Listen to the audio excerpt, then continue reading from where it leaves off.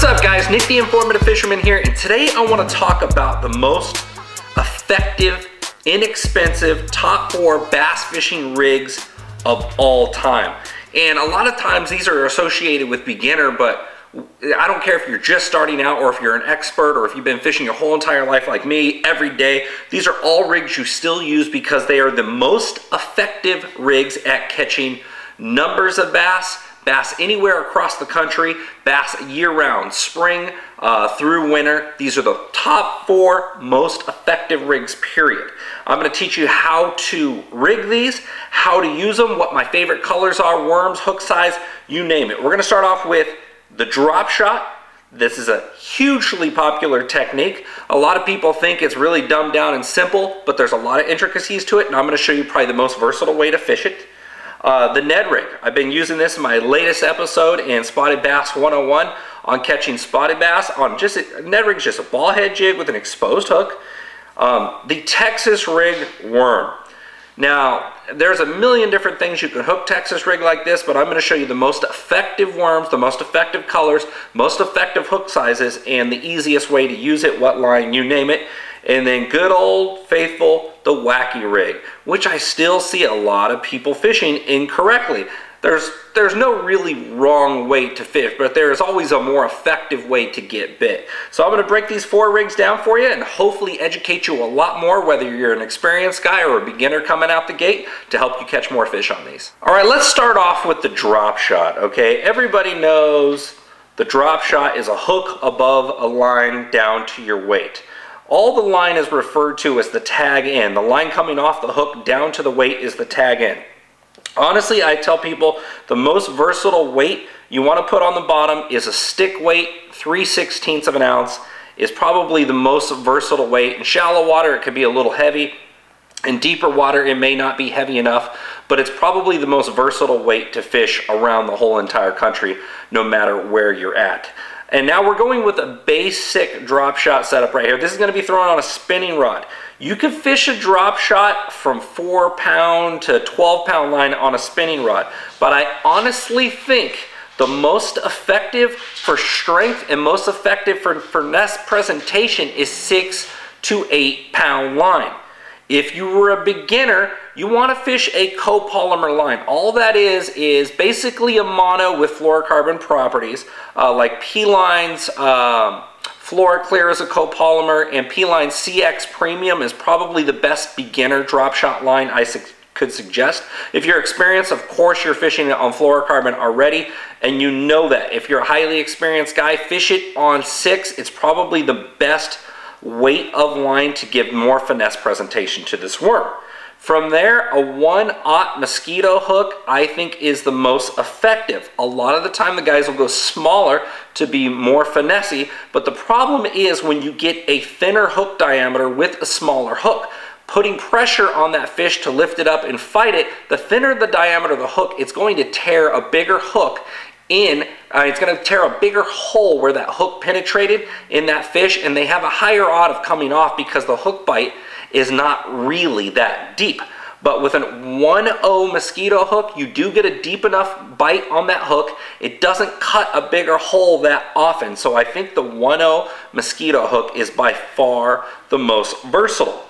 Another way I see guys going wrong on the drop shot rig, they cast it out there and they're jerking the rod tip up. And what that's doing is this. That weight's bouncing up and down, hitting on the bottom. You're drawing attention to there. If you happen to be fishing a drop shot in dirty water, you casted it out, you made sure it was on the bottom, you waited for a second, and this is all you want to do. You want to lift up on your rod to where you go tight line, and that's all that's going to do is it's going to suspend that worm out there, and it's going to just lift it and drop it. It's super subtle. If you don't get bit at that point and the water's stained or dirty, you can hop your weight at that point, but then stop again to help draw that fish's attention over there. That being said, if you're casting a drop shot and you're retrieving it across the bottom, out west we cast up shallow, we drag it down into the depths. And the funny part is I was talking to a guy back in the Midwest and he's like, well, we vertical fish, we video game them on the graph and they drop the drop shot straight down. Well, that's also a very effective technique for it. Now, I want to say something. If you're casting and retrieving The best way to do it is nose hooked, because when you're dragging it, that worm's going to tail out. As the weight drops up and down the structure of that bottom, it's going to put the action in your worm. You simply want to keep your rod in a high position and drag it to keep that worm up above the weight. Now, as you come over, it's naturally going to drop and work for you. You don't have to jerk it. You want to drag it. Don't reel in tight line, reel in slack line. Drag it to where you can feel every piece of structure or cover on the bottom. Okay, that's critical. And with your higher of your rod position, the more sensitivity you have in your hand. You can feel them if they touch it, then reel down and set the hook. That being said, with a drop shot, when you set the hook, you reel into them until you feel the pressure and then just lean on them. Don't jerk. It's an exposed hook. Everything a bass grabs that lives out in the wild has barbels. It's hard. Every fish you've picked up has poked you in some way or another.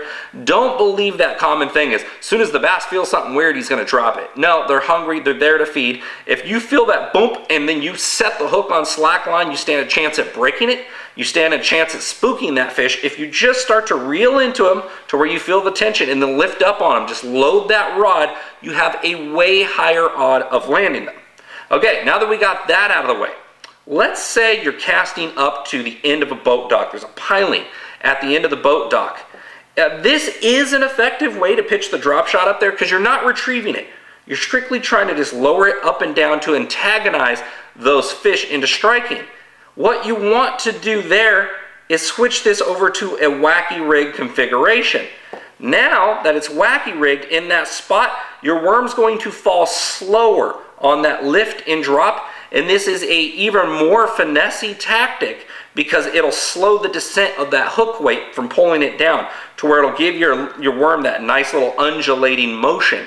That's if you're fishing in place. The Wacky Rig tends to be more effective. Now, probably the most effective worm to fish on a Wacky Rig that's inexpensive, that's the most successful worm of all time, is a Zoom trick worm. I have absolutely zero affiliation with Zoom, but I want to tell you guys straight up, the Zoom trick worm in a green pumpkin is probably the most effective worm of all time ever. Now, on a drop shot, it's important that you use a worm that almost has neutral buoyancy. Robo worm makes some great worms for that, the skinny worm. The Zoom trick worm basically would just fall on its own, just insanely slow. You don't want a floating worm, you don't want a heavier worm. This is why you oftentimes you don't see guys using a Senko on a drop shot unless it's a heavier variation of the drop shot. But we're talking about the all-around #1 fish catching method of a drop shot. That's 6 to 8 pound tests. Your dropper. Okay, your dropper, your tag in line, a standard is about 10 inches to 15 inches. In the early spring and spawn, those fish are going to be near the bottom. You can have it 3 or 4 inches up, okay? This is gonna be more effective. It's gonna be right in that bass's face that time of year. He's up looking for beds, or they're on a bed, and if you don't see them, that worm's gonna be in their face. If your worm's 15 inches up, it's not gonna be in his face. Your weight is. He might even peck at your weight and you'll never have a chance. In the fall, they tend to be following bait fish around.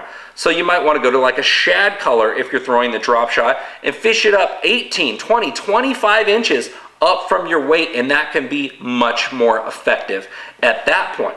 Another way too, if you see fish suspended on your fish finder, a longer dropper is critical. I say 20 inches up. That way they have no focus on your weight at all and they just see your bait. You see them on the fish finder, you lower it down to them and just lift it up and down like so. That's your drop shot. If I didn't fill any questions in, if I didn't answer the questions that you may have, comment below and I will answer them for you. Hang with us, guys. We'll be right back. Oh, you heard they got weapons of big fish destruction? Well, you heard right. BWA Fishing Performance is the newest company hitting the U.S. market by storm. With some of the sickest swim baits around and non-cookie cutter style lures that you could ever get your hands on. It's time to show these fish something new. Visit BWA.com. Hey guys, did you know that yours truly is now hosting Lucky Tackle Box's monthly panfish instructionals? And aside from relentless fish catching, I'll be breaking down the rigging and the gear you need to get going along the way. And of course, a few extra tips to help you score more fish on the goodies included in your box. So remember, the tug is our drug. So go visit LuckyTackleBox.com and get signed up today. Attention Northern California anglers, have you been to Boat Country in Escalon with one of the largest selections of welded aluminum fishing boats from North River, Hughes Craft, and now Crestliner? Chances are they have the right boat for you. And did I mention they have a full service center to take care of all your repair or boating maintenance needs? If you're a boat owner or just looking to become one, you owe it to yourself to check these guys out. Visit BoatCountryUSA.com or stop on by. We'll see you there. Bigger, better, badder. The evolution of the buzzbait is upon us. The Evolution Baits Grass Burner is a high-performance bass snatcher machine. High-end components, inline displacement, larger profile, balanced body for fast or slower retrieves, better deflection, and oversized treble hooks. You wouldn't bring a slingshot to a gunfight, would you? Find out more at evolutionbaits.com. Did you know that P-Line makes specialized lines for all your fishing needs, from the super strong abrasive resistant CXX or the low stretch super stealthy CX Premium? Or maybe you're looking for invisibility or super bite detection with P-Line's 100% fluorocarbon. No matter what your needs, P-Line's got it covered. To find out more, visit P-Line.com. P-Line, baby. Ever tried pulling a planer board next to your boat when trolling or fishing from a swift current bank? If not, you're missing out on one of the most phenomenal fish catching machines on the market today. With Yellowbird planer boards pulling your lines perpendicular to your boat, you can't help but catch more fish. Find out more by visiting www.yellowbirdproducts.com. All right, now the Wacky Rig worm. We just talked about doing that on a drop shot, but when you don't have that drop shot weight going down there and you're wacky rigging a worm, this is a completely different style of presentation. I mean, we all know the wacky worm is hooked right through the middle, the egg bladder, whatever you want to call it on the worm, fold it in half and see where it goes in. Now, they do make little O-rings and stuff that you can use on that. I'm sure you've already heard of that. Now, in regards to a wacky rig worm, like I said, those same worms, the Zoom trick worm is incredible for it, okay? Now, another worm that everyone knows is a Senko, all right? A Senko style bait. It doesn't have to be a Senko. This happens to be a Bass Pro Shop Sticko. It doesn't matter. It's a Senko style bait. You either have a Zoom trick worm or a Senko style bait. If you don't want to buy more than a few worms, you could just buy those two right there and you're going to be fine. Now, here's the key difference. If you're trying to target bigger fish, you may want to go with a Senko style bait. It's thicker, it's got more profile, but here's the kicker. This worm sinks a lot faster than that basically just slightly beyond neutral buoyancy Zoom trick worm. This isn't a Zoom trick worm, but I'm using it as an example. Now, this is going to fall much slower. It's a lighter presentation, it's going to be more subtle, and it's going to hang in the strike zone. This is clearly going to get you more bites. This may be getting you bigger bites, but it's also going to fall down there faster, and it's going to be a little bit easier for you to throw in the wind or at a much farther distance if you're trying to get it out there. That being said, those are your variations, and that's that same 1/0 mosquito hook. I'm using the same one that I have on that drop shot rig, and I'm still throwing it on 8-pound fluorocarbon. These will basically all work on that same line. You can throw the Senko, you can throw a trick worm, you can drop shot, you can throw it on a wacky rig. The most critical factor about fishing a wacky rig, where everybody still goes wrong, is they are not watching their slack line. A wacky rig is to always be fished on slack line. You cast it out there, you leave your bail open. You basically put your hand near the bail, or if there's a ton of slack line out in the water in front of you, you can close the bail. The trick is you always want it falling on slack. You're going to watch the line that's sitting in the water. You're going to see that line suddenly change direction, move, or speed up. Then you reel into it. You reel into it. Don't set the hook on slack. Once again, reel into it. You see it move, reel into it, and it's an exposed mosquito hook. It's going to hook that fish. If he's got it here and you reel into it, it's going to pull, and just like anything in nature, he's going to think it's getting away, and they're going to choke it down deeper. If you immediately set the hook, you're going to tear the hook, tear the worm off the hook, or you're going to pull it out of its mouth. Never, ever on a wacky rig with a 1/0 mosquito hook, set the hook. Real fast, the rod will load up at that point. If it starts to pull out of his mouth, the way they suck that thing in, they're going to get it right back in quick. As long as you don't feel it go out hard, because that means you overhorsed it, reel into him, make sure he's got it, lean on him. That's all you need to do with the Wacky Rig. If it's tight line at all, or if you're trying to feel the worm, which you really don't want to do, and a lot of people try to shake their Wacky Rig, and you can do that with a heavier, like Senko style bait. You can shake it to twitch it, but in regards to like using a Zoom trick worm or something lighter and more finessey, you need to do nothing except cast and let it fall. And a lot of the time, those bigger bass will watch it go all the way down, and when it lays on the bottom, they will come over and pick it up. If you start dancing it and doing everything else, you're usually going to start picking up much smaller bass in general. But that's that same exact line, same exact hook. Now I'm really going in no particular order. Depending on the day, one that's always going to be more effective than another. Okay, now let's get into this. This is the Texas Rig weightless worm. You could still use a Senko, you can still use a Zoom trick worm, you can use any worm you want for that matter, but these are the two most popular, so I'm making it easier on you. Watermelon or green pumpkin, something with a little red flake, is probably the #1 color worldwide to get the majority of bites. You'll often see me throwing black and red because I think it looks more like a crawfish. I'm not necessarily looking for a lot of bites, I'm looking for a bigger bass that wants to eat a crawfish, and if I can trick that bigger fish into eating a black and red at the time versus a green pumpkin, then so be it. But we're talking about effectiveness for catching the most bass possible. Green pumpkin, watermelon red flake is definitely the deal there.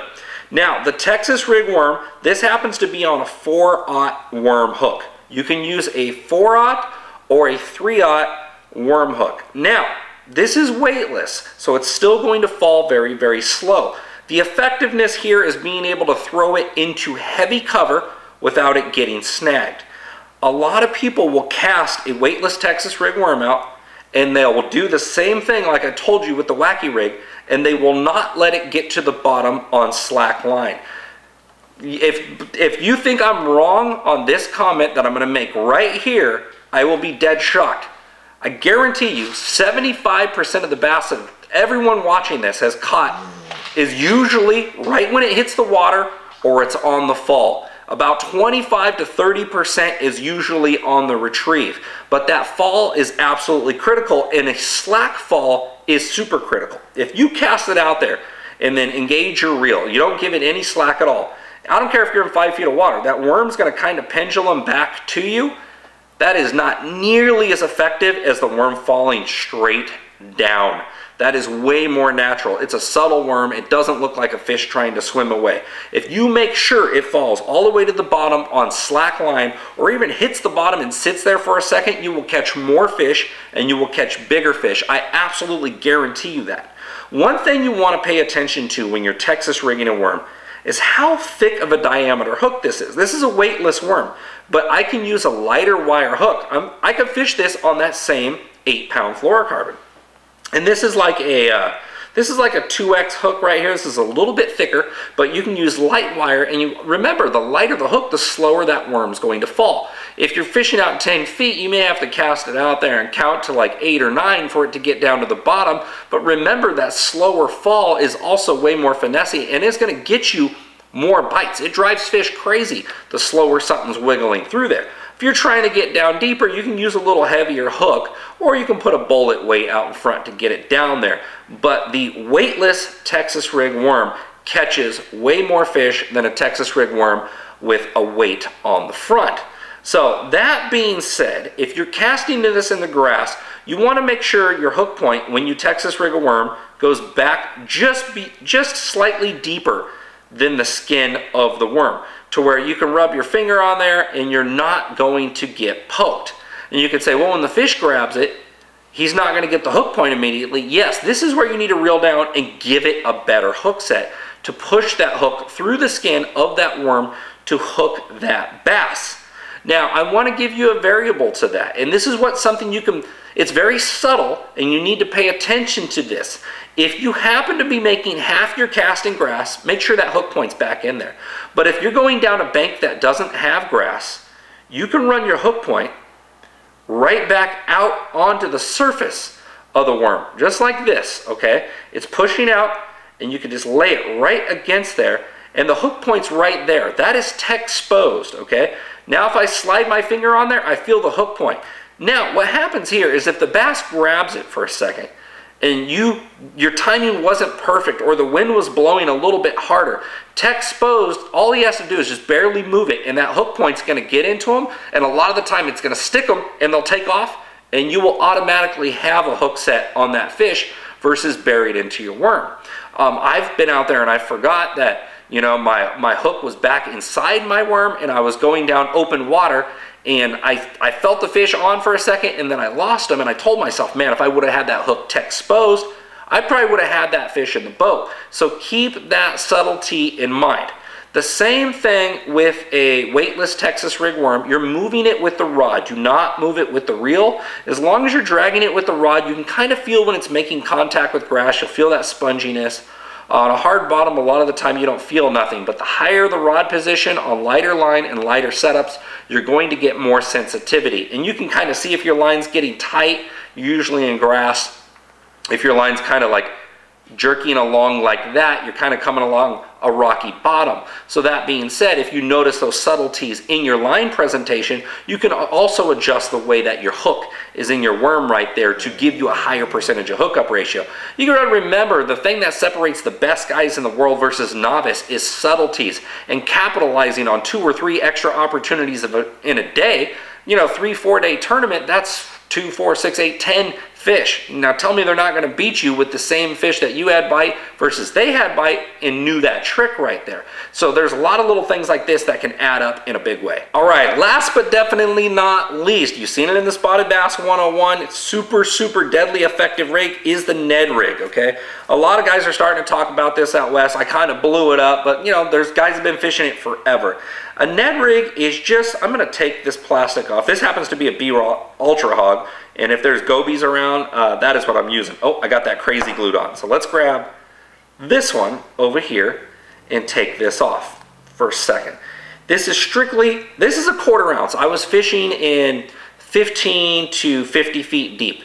Probably the most effective weight is 3/16 with a 1 or a 1/0 hook. This jig head right here, I didn't even get hooked up with this. I bought them from Walmart, okay? They're a light wire jig head, 1/4 or a 3/16. I think you get like 10 for $2 or $3. Very cheap, inexpensive rig. Exposed jig head and a little weight to get it down there on the bottom. Now, why is this so effective? Now, it's how you fish it that's effective and how you use it that's effective. The round head on there, that roundness, if you're dragging it across the bottom, anything that a ball runs into, if a ball hits something, it's going to deflect naturally. It's not going to pin. It's always going to move and find a way. So strictly by dragging a ball head, okay, on the bottom, just a little ball head jig, it's going to give your worm action. Your rod position moving just slightly is going to kind of just constantly give whatever little plastic you have down there moving around. Now, the versatileness is I can have, like I said right here, a B-Watt Ultra Hog, looks like a goby, dragging it across the bottom. If they're feeding on gobies, these appendages are kicking, they're moving, there's a little lift, it's going up and down. Exposed hook, 8-pound fluorocarbon, once again, that same identical setup, fast action, 6.5 to 8-foot spinning rod, doesn't really matter. 8-pound fluorocarbon or coral polymer, it's gonna do the job. That's if I'm fishing gobies, but you could take a 4-inch plastic like this, all right, and just thread it up there and rig it up on there. Now, here's a cool part. This worm is a floater, okay? So when that Ned Rig's down there, this worm floats up and these little tentacles move. Now, on a little Ned Rig, a little floating worm could be awesome because now you know it's standing up. And this is where a lot of people, I would have had the Nico rig into the top 4 right here, but I honestly think the Ned Rig with a floating worm outfishes the Nico or Neko rig or whatever you want to call it in regards to that. I think the Ned Rig with a ball head and exposed hook even outfishes the shaky head. The shaky head's effective for Texas rigging, a little heavier line, but this gets you more bites. So that's what I was covering there. But a little 4 or 5-inch plastic, even 3 or 2-inch, I don't care how small of a plastic you put on there. The smaller the bait is going to have a higher percentage of fish that can eat that bait. There's always more small fish in a system than there is big fish. Now, you might say right here, Nick, why would I want to catch a bunch of small fish? Well, we happen to be in January right here in California. It is very hard to find a lot of bites right now, anywhere you go. That being said, in the summertime, in the wintertime, bass school up. Smallmouth, largemouth, spotted bass, they school up. If I'm making a cast that appeals to every bass and I start catching small bass, hey, guess what? They school. There might be some big bass in that group. I may take a big swim bait, a big jig, or switch to a bigger worm or a bigger Texas rig and throw it down there and see if I can get one of those big bass at that point. But I'm not spinning my wheels going and going and going and going. I'm trying to find fish, I'm trying to find active fish, and then maybe target a bigger fish. Now, you look at all these. These are very subtle, slow-moving baits that you have to be slow and fish slowly with. Now, that same ball head jig right there for the Ned Rig, okay? Any little 4-inch soft plastic, this happens to be a BWA deuce, can be rigged on there, just like that. You can cast it out far, and you can cover water pretty fast. Drag it across the bottom until you get bit, then pick up any of these and see if you can catch that fish. But if you're trying to fish a little bit more fast, a little bit more effective, you can take that same head and throw something on there that you can move a little bit faster, or you can move it through the middle of the water column. Just like I said, suspended fish on the drop shot, you can do that. If you think there's a lot of suspended fish, you can cast out this little swim bait on a little Ned Rig head and count it down and fish it through those fish to see if you can get bit that way. These are all very slow moving, super effective, high number producing rigs. These top 4 right here are by far the most effective. I have literally caught thousands and thousands of bass. I've probably caught over 1,000 bass on each rig here, maybe even more than that. I don't know. I almost fish every single day. If you're not fishing all of these rigs and not giving them a lot of time, especially in the winter time, especially on a tough day, a post-frontal day, these are all going to put fish in the boat under any conditions out there year-round. I'm Nick, the Informative Fisherman, guys. I appreciate you watching. Check me out on Instagram, Facebook, YouTube, and we'll see you next time. Thank you.